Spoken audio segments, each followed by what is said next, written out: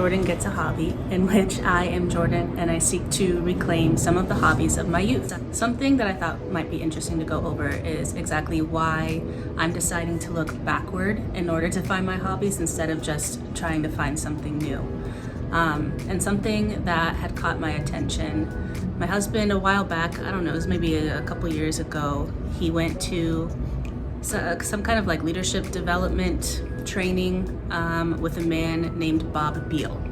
I don't know exactly how popular he is as a mentor or as like a business coach, but I know he's very successful. He's got a lot of materials out, and Warren had come home with like a number of his books, and he was very impressed by, you know, what he had to say and a lot of the exercises that he had them go through. And one of the books that he brought home was called Fourth Grader. I think there's the parentheses over the letter R, so fourth grader.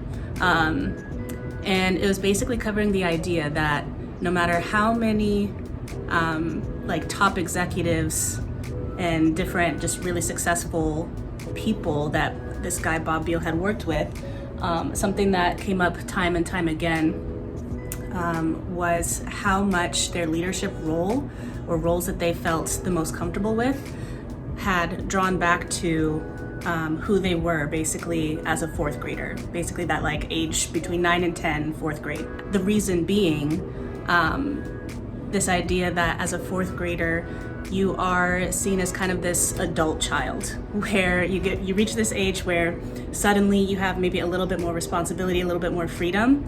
I know for me in my elementary school, when you hit fourth grade, that was the time when you got to go like to the big kids playground and there wasn't as much supervision. You kind of had to work it out for yourselves, have a little bit more social engagement to like negotiate with Jimmy about who was going to get on the swing set next. Whereas, you know, kindergarten to third grade, there's maybe some more teacher intervention on the playground to kind of assign roles. And fourth grade is just kind of that sweet spot where you're not old enough to be like exasperated with the world around you, to be jaded. You're still very open to new ideas, to learning something new, to figuring it out. But you're also a little bit old enough, wise enough to kind of learn more about kind of where you're comfortable, where you fit. And so that's why there's like kind of this idea that a lot of your personality kind of settles in during that age at fourth grade. You know, you think about maybe who you were at that time, like age 9 and age 10. What kinds of things were you most comfortable doing? What kind of roles were you most comfortable playing? Were you like a leader on the playground to where you were the captain and you got to choose people? Or were you more so just kind of the really athletic person or popular person who would get picked first maybe when people were playing like kickball? Or were you kind of like middle of the pack, or were you more of a loner? I'd say it's probably more middle of the pack, muddy middle, I think is what he calls it, where you're not really picked first, you're not really picked last, you're just kind of one of those in the middle. And that might speak to maybe an identity I feel most comfortable with even at work now. I like to just kind of fly under the radar and, you know, not really be put in a leadership position, but just kind of do the work with my head down and not really have to talk to many people that I don't have to talk to. And so I figured it might be cool to kind of use that same idea when it comes to hobbies.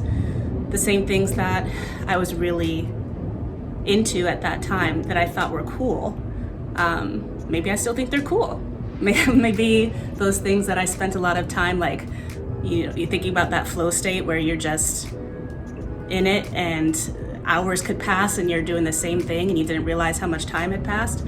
That maybe if I tap back into those things that brought that level of creativity where I didn't have to try so hard, that it might be good to revisit some of those things that I like to do kind of during that time. So I'm not getting fully into those actual hobbies right now during this video, so sorry to disappoint if you were hoping that I was going to actually start during this second video, but part of that is that I'm stalling because I'm waiting on some packages to arrive that I ordered a while back and they still have to get here. And they're going to play a big role in what I'm going to be doing. So instead I chose to reflect on why I'm looking backward instead of ahead to new things right now. So that's all for now. hope you guys are having a great day.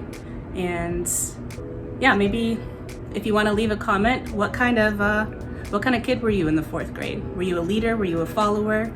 Were you comfortable in the classroom? Did you think that like people wanted to hear your opinion? Or were you someone who just kind of kept to themselves and tried to stay out of everybody's way? And if you would also like to like pick up a hobby, if you've been reflecting maybe and realizing, I don't really have that many hobbies either. What kind of hobbies did you have back then? And would you maybe be interested in coming along with me and trying out some of those old things and making them new things? There's something to think about. All right, I'll see you guys later.